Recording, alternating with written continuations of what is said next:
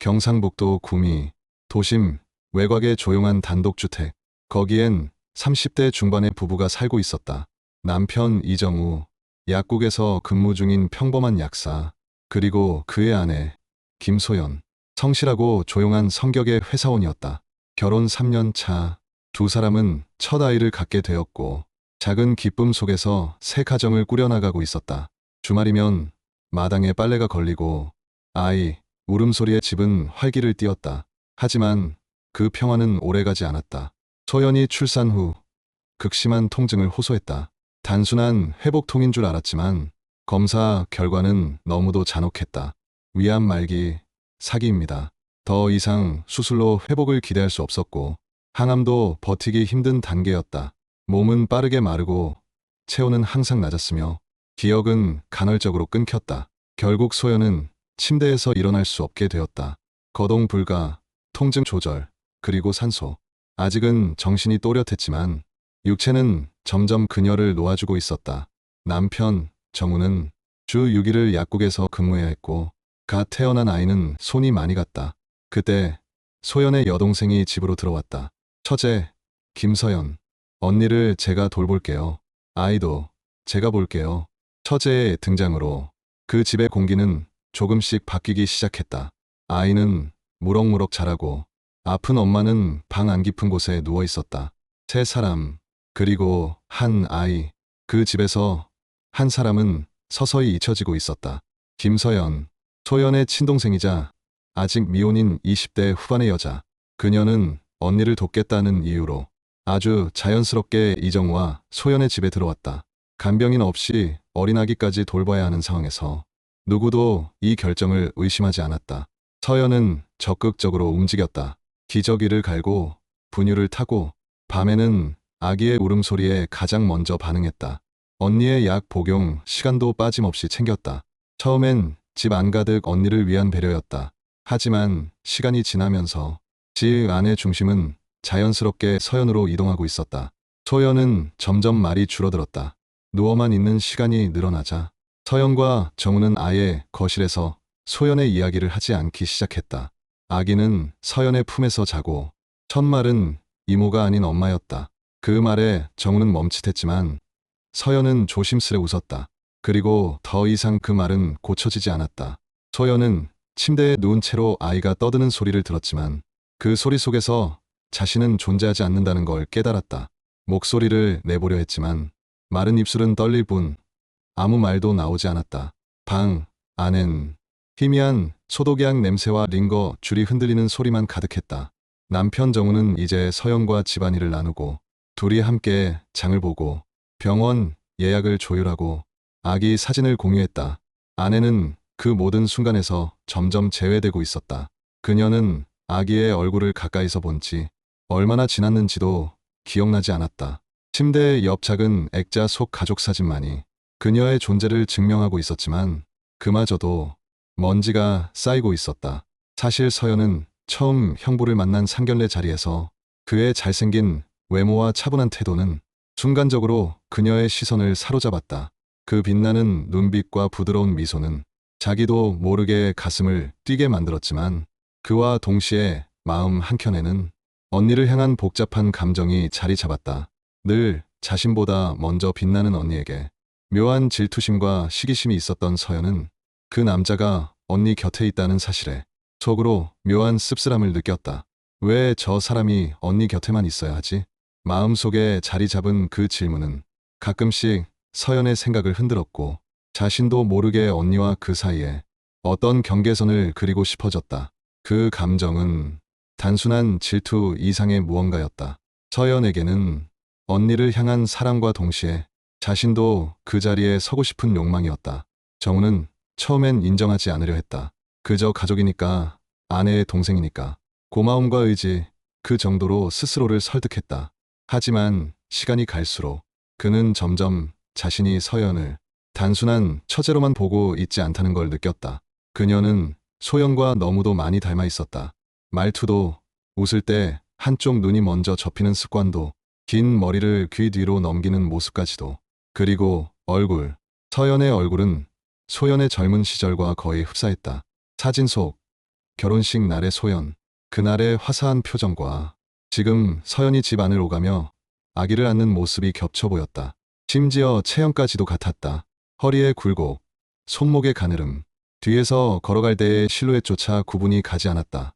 정우는 자신도 모르게 서연을 바라보며 눈을 떼지 못하는 순간이 많아졌고 그 속에서 아내와의 추억이 교차했다. 그러면서도 죄책감은 깊어졌고 그 죄책감을 덮은 건 결국 그녀가 소연과 너무도 닮았기 때문이라는 자기 합리화였다.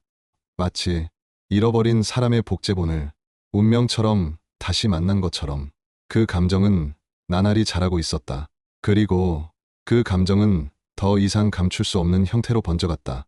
침대에 누워있는 김소연에게 하루 중 가장 기다려지는 시간이 있었다. 바로 딸아이를 만나는 단 10분. 처제 서연은 언니 체력이 약하니까 오래 보이면 안 된다며 아기를 하루에 딱 한 번만, 그것도 짧은 시간 동안 데려왔다. 작은 두 손을 오므리며 아기가 소연의 옆에 앉을 때면 그녀는 얼굴에 남은 마지막 힘까지 짜내어 미소 지었다. 그러나 아기는 어색한 표정으로 엄마를 바라보다 곧 고개를 돌렸다. 무섭다. 입 밖으로 내지는 않았지만 아기의 눈엔 낯선 사람을 보는 경계심이 담겨 있었다. 소연은 아기를 안고 싶었다. 하지만 팔은 들 수 없었고 몸을 움직일 수 없었으며 목소리조차 제대로 낼 수 없었다. 그저 흐릿한 눈동자로 아기의 얼굴, 입과 손가락을 바라보며 머릿속으로 속삭일 뿐이었다. 엄마야, 엄마가 여기 있어. 엄마가 널 매일 기다려. 하지만 그 짧은 시간도 금세 끝났다. 언니, 이제 쉬셔야죠. 처제의 부드러운 목소리와 함께 아기는 다시 품에 안겨 방을 나갔다. 소연의 팔은 이불 위에서 허공을 향해 들렸다가 천천히 힘없이 떨어졌다. 그리고 방 안은 다시 고요해졌다. 오직 링거 줄만이 작게 흔들리고 있었다. 김서연은 매일 같은 하루를 반복했다. 새벽 6시 기상, 아기 이유식, 소연의 약 시간 체크, 세탁기 돌리고 집 안 소독, 그리고 형부 이정우의 출근 도시락까지. 처음엔 간병과 육아 때문이었다. 하지만 어느 순간부터 이정우의 퇴근 시간에 맞춰 머리를 묶고 자연스럽게 화장을 하기 시작했다. 그리고 실루엣이 잘 보이는 옷을 꺼내 입었다. 정우 역시 피곤했다. 약국에서 하루 종일 서 있다가 돌아오면 집 안은 깔끔하게 정돈되어 있었고 아이는 환하게 웃으며 달려왔다. 소연은 방 안 침대에 누워 있었지만 그 존재는 점점 정적인 것이 되어가고 있었다. 어느 날 밤, 정우가 소파에서 꾸벅꾸벅 졸고 있었고 서연은 조용히 무릎 담요를 덮어주었다. 순간 그의 눈이 떠졌고 서로의 시선이 잠시 맞닿았다. 짧고 조용한 시간. 그러나 마음속에 남은 잔상은 길고 깊었다. 그날 이후로 둘은 마주보는 시간을 조금 더 오래 가져가게 되었다. 아기의 재롱을 함께 보며 웃고 늦은 밤 차를 마시며 하루를 정리하고 서연이 졸린 아기를 안고 잠드는 모습을 정우가 멍하니 바라보는 날이 많아졌다. 정우는 스스로를 설득했다. 그녀는 내 처제야. 아내의 여동생이고 우리 가족을 도와주는 사람일 뿐이야. 하지만 어느새 서연의 얼굴에서 소연의 흔적을 찾고 있었고 서연의 손길에서 위로와 온기를 느끼고 있었다. 둘은 단 한 번도 대놓고 감정을 드러낸 적 없었다. 그러나 그 침묵 속에는 무언의 인정이 있었다. 그리고 어느 밤 아기가 잠든 후 거실 불이 꺼지고 둘만 남은 그 공간에서 그들은 조용히 선을 넘었다. 손끝이 닿았고 이정우는 잠시 멈칫했지만 곧 그 손을 더 깊게 감쌌다. 죄책감은 컸지만 그 감정은 피로보다 강했고 외로움보다 가까웠다. 정우의 손끝은 서연의 옷자락을 따라 살며시 움직였고 서로에게 허락된 침묵 속에서 말보다 깊은 감정이 교차했다. 방 안에 누워있던 아내 소연은 그날 밤 이상한 소리에 눈을 떴다. 희미하게 들리는 숨소리, 낯선 움직임, 매트리스의 삐걱대는 소리, 그리고 너무 오랜 침묵. 소연은 모든 걸 느끼고 있었다. 몸은 움직일 수 없었지만 귀는 듣고 있었고 가슴은 조용히 무너지고 있었다. 그녀의 눈에서 한 줄기 눈물이 흘렀다. 그러나 그 방 안에는 그 누구도 없었다. 하루는 서연이 평소처럼 물컵에 따뜻한 물을 담아 언니의 방으로 들어갔다.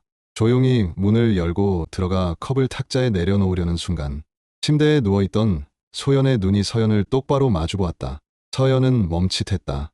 소연의 눈은 희미했지만 그날만큼은 또렷했다. 얼굴은 창백하고 살이 빠져 뺨이 움푹 들어갔지만 그 눈빛엔 무언가를 꿰두는 힘이 있었다. 한참을 침묵하던 소연의 입술을 아주 천천히 움직였다. 서연아, 언제까지 여기에 있을 거니? 작고 갈라진 목소리. 그러나 그 안에는 숨기려 해도 숨겨지지 않는 분명한 의도가 담겨 있었다. 그것은 단순한 체류, 기간에 대한 질문이 아니었다. 소연은 묻고 있었다.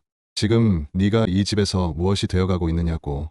네가 나의 남편과 어떤 경계를 넘었느냐고. 하지만 그녀는 묻지 못했다. 너무 약해졌고 너무 늦어버렸기에.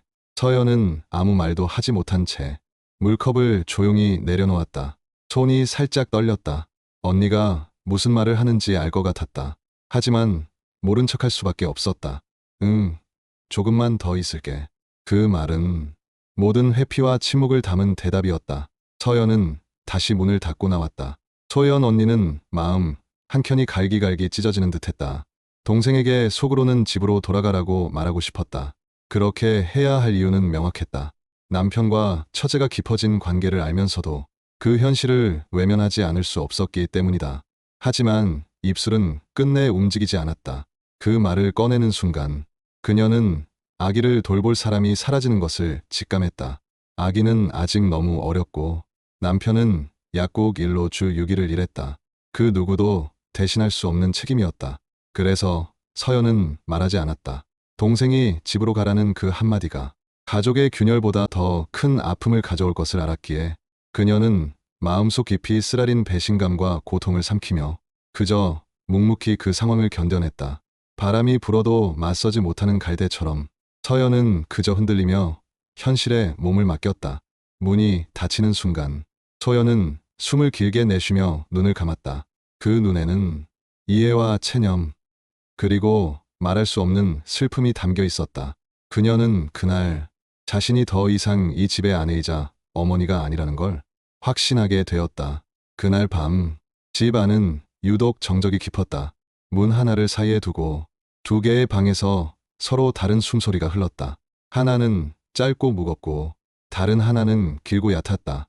소연은 천장을 바라본 채 눈을 감지 못했다. 침대 매트리스 아래로 희미하게 흔들리는 진동이 전해졌다. 그것은 분명히 들리지 않았지만 느껴졌다. 바로 옆방. 그곳에서 벌어지는 일들은 이젠 상상하지 않아도 알 수 있었다. 그녀는 눈을 감았다. 그리고 머릿속에서 천천히 딸의 얼굴, 결혼식 날의 사진, 그리고 자신의 이름 석자가 조용히 사라지고 있었다. 그날 밤 또 그 다음 날도 정우는 말없이 서연의 등을 감쌌다. 그녀가 주는 온기에서 잊고 지냈던 살아있음을 느꼈다. 그들은 점점 대담해지기 시작했다. 그들의 숨소리는 아침 저녁 할 것 없이 격렬해졌다. 일요일이 되면 항상 아기 울음소리를 들었는데 이제는 아기를 친정 엄마에게 맡겨놓고 둘은 너무나도 즐겼다. 아내 언니 소연을 그저 무시한 채 말이다. 그들에게 소연은 점점 누워있는 사람 이상도 이하도 아니었다. 그렇게 서로의 삶과 몸은 분리되지 않는 방향으로 흘러가고 있었다. 그리고 그 안에서 아내는 조용히 지워지고 있었다. 그러던 어느 날 소연의 기력은 너무나도 쇠약해져 가고 있었다. 동생 서연이 약을 챙겨주러 들어왔는데 그 순간 시간은 멈춘 듯했다. 하루 이틀 된 불룩함이 아니었다. 이미 몇 달은 지나 보였다. 그건 누가 봐도 분명한 임신이었다. 그건 분명히 정우, 자신의 남편의 아이였다.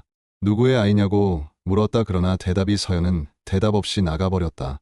그로부터 2년 뒤 김소연의 장례는 작고 조용하게 치러졌다. 하얀 국화 몇 송이와 사진 속 웃고 있는 얼굴 하나, 그리고 마지막까지도 단 한 번 아이의 손을 잡지 못한 엄마. 아이는 검은색 옷을 입고 있었지만 장례의 의미를 알지 못했다. 사진을 보며 고개를 갸웃했을 뿐이었다. 그날 저녁에도 그저 서연의 품에 안겨 잠들었다. 그로부터 2년 뒤 정우는 오랜 시간 소연의 영정 앞에 앉아 있었다.